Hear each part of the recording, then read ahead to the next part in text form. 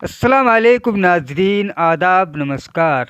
मैं साहिल खान और आप देख रहे हैं केबीसी मेवात। मैं पेश करने जा रहा हूँ उर्दू साहित्य के महान साहित्यकार मंटो का जीवन परिचय।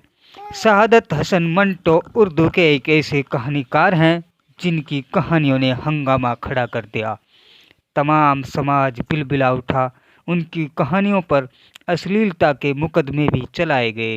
उन्हें बदनाम किया गया। वह झुके तो नहीं मगर टूट जरूर गए। मंटो का जन्म 31 मई सन 1912 को समराला, जिला लुधियाना, पंजाब में हुआ था। मंटो अपने माता पिता की आखिरी संतान थे। मंटो के कहने के मुताबिक मंटो के पूर्वज कश्मीर के निवासी थे। मंटो अपने माता पिता की दूसरी पत्नी की संतान थे और विलायत में रहते थे। मंटो की ख्वाहिश थी कि वह अपने बड़े भाइयों से मिले, लेकिन ऐसा नहीं हो सका क्योंकि वे सौतेले भाई थे। मंटो चाहते थे कि उसे भी वही प्यार मोहब्बत मिले जो उसके भाइयों को मिला करता था, लेकिन ऐसा नहीं हो सका। जीवन के अंतिम दिनों तक मंटो को यही लगता रहा कि उसे जीवन में नाकामयाबी के अलावा कुछ नहीं मिला है। मंटो की प्रारंभिक शिक्षा अमृतसर में पूरी हुई।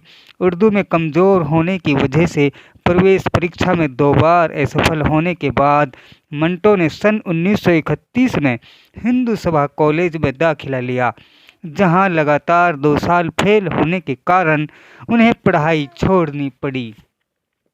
हिंदू सभा कॉलेज में ही उनकी दोस्ती एक बार मुस्लिम हाई स्कूल के दोस्त हसन अब्बास और अबू सईद कुरैशी से हो गई। इन दोनों के साथ में वह फिल्म स्टारों के बारे में तथा भगत सिंह आदि पर चर्चा किया करते थे।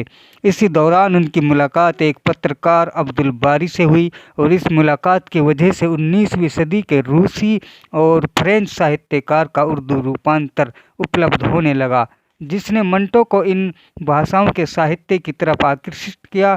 लाहौर और अमृतसर के बीच चक्कर लगाने से बारी साहब के निर्देशों में ये तीनों नवयुवक Victor Hugo, Pushkin, Gorky, Oscar Wilde, Bhopal साहब जैसे अनेक लेखकों की कृतियों को समझने में समर्थ हुए। सन 1934 में मंटो अपने पुराने दोस्त कुरैशी के साथ अलीगढ़ मुस्लिम विद्यालय में दाखिल हो गए।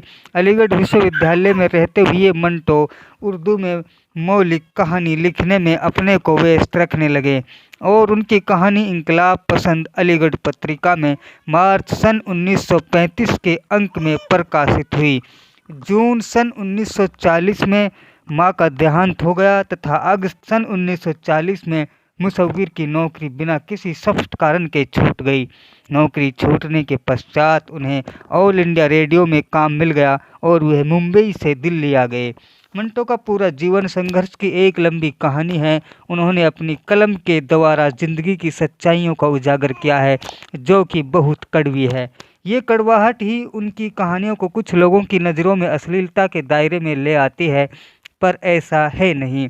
वे कहानियों के माध्यम से जीवन की सच्चाई बयान करते हैं। इस संकलन में उनकी चुनी हुई कहानियों को लिया गया है, जिन्होंने बदनामी सही मुकदमों का सामना किया। आप खुद देखें सुने हमारी अगली वीडियो में कि मंटो कैसे कहानीकार थे। अगर आप मंटो की सरकंडों के पीछे कहानी सुनना चाहते हैं तो कमेंट बॉक्स में आकर हमें बताएं। आप देख रहे हैं केबीसी मेवात में साहिल खान। शुक्रिया।